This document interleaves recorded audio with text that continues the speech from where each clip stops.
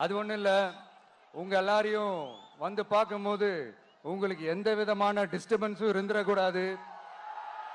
முக்கியமா உங்களோட வேலைகளுக்கு எந்த விதமான டிஸ்டர்பன்ஸும் இருந்துடக்கூடாது அப்படின்ற ஒரே காரணத்துக்காக தான் இப்படி வீக்கெண்டா பார்த்து இப்படி இந்த பிளானை ஷெட்யூல் பண்ணோம். எத்தனை கட்டுப்பாடுங்க, அந்த இடத்துல பர்மிஷன் இல்ல, இந்த இடத்துல பர்மிஷன் இல்ல.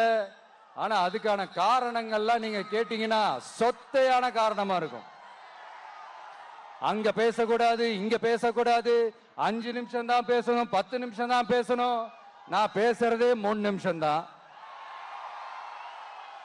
அதுலயும் அது பேசக்கூடாது, இதை பேசக்கூடாதுன்னு சொன்னா அப்புறம் தான் எதை தான் பேசுறது.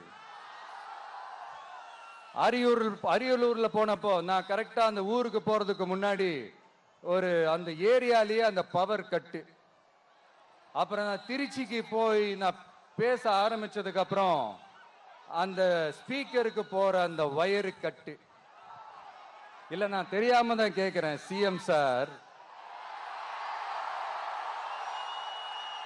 ஃபார் எக்ஸாம்பிள், இப்போ ஒரு ஆர்எஸ்எஸ் தலைவர் இங்க வராருன்னு வச்சுக்கோங்க, இல்ல நம்ம பிரதமர் மோடிஜி அவர்களோ இல்ல உள்துறை அமைச்சரோ இங்க வராருன்னு வச்சுக்கோங்க, இந்த மாதிரி கண்டிஷன்ஸ்லாம் போடுவீங்க,